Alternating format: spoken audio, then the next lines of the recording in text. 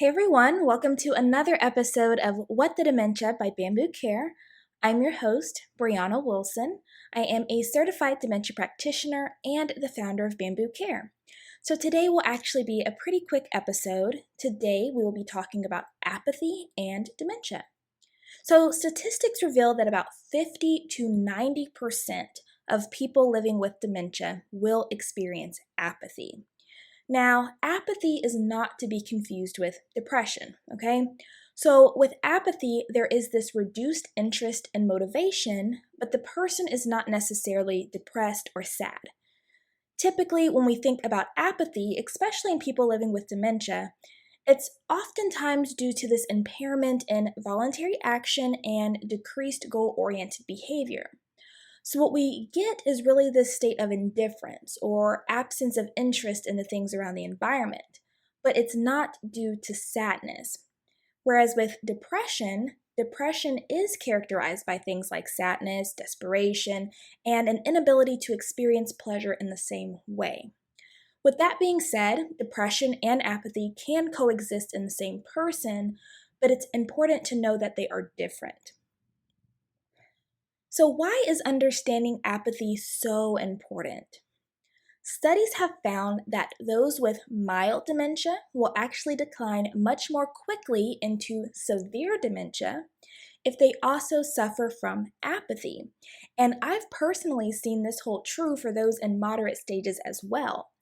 When the person living with dementia is not engaged in their environment and the people around them essentially do everything for them, their cognition and overall state of being has a tendency to decline, and in a pretty significant way, and also in a relatively, but also subjectively, short period of time.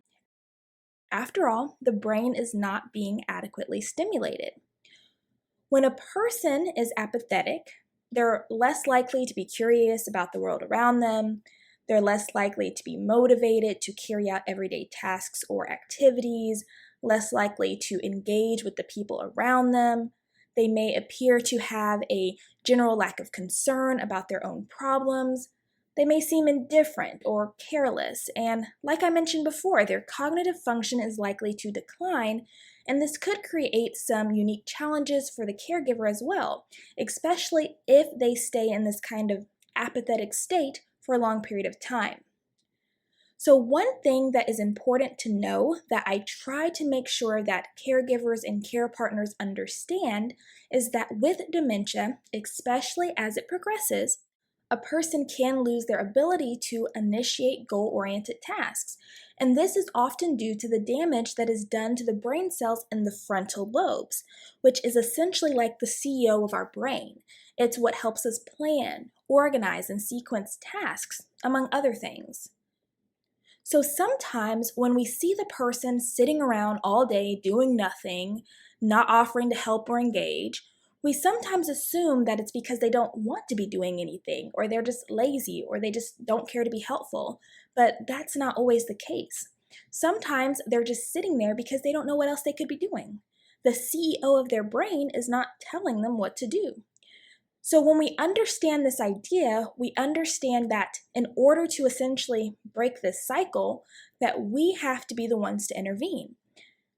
So that means instead of expecting them to get up and go do things on their own, we have to be the ones to provide them with opportunities to do things either by themselves or with us. So this could be inviting them to do something with you. This could be asking them to help you. This could be setting up an activity such as folding clothes, matching socks, or sorting colored buttons, something that they may be able to do on their own once they get kind of like a jump start. One study showed that a stimulating environment, specifically environments with moderate stimulation, did the best to lift people out of their apathy, while none or too much made it worse. And I think that that's important to understand because there has to be a balance. People living with dementia can become easily overstimulated or overwhelmed, and as the time falls into later hours of the day, it can become even more easier to overstimulate them as their brain starts to fatigue. So you really do have to have this balance of activity and rest, and you have to break tasks down into manageable pieces. This is also why establishing routine is so important. Not only do people living with dementia tend to just function better when there's this predictable flow to the day, but also when that flow to the day includes some balanced engagement. And routines are also great for you as the care partner because it can really help to reduce your stress levels. So, my challenge to you is to question whether your partner really just prefers the lax lifestyle of sitting back and watching TV or just sleeping, or if the reason for their sedentary behavior is due to apathy. So, can you think of ways to help your partner better engage in their environment? Can you maybe create a balanced routine of stimulating activity that can bring your partner joy and lift them up and out of their apathy? Let's find out, shall we? So, thank you so much for joining us on another episode of What the Dementia by Bambu Care. I hope that this episode was helpful and informative. We look forward to catching you on the next episode. Take care, and until next time, stay strong, carry on, and remember, you are not alone. Bambu Care is always here.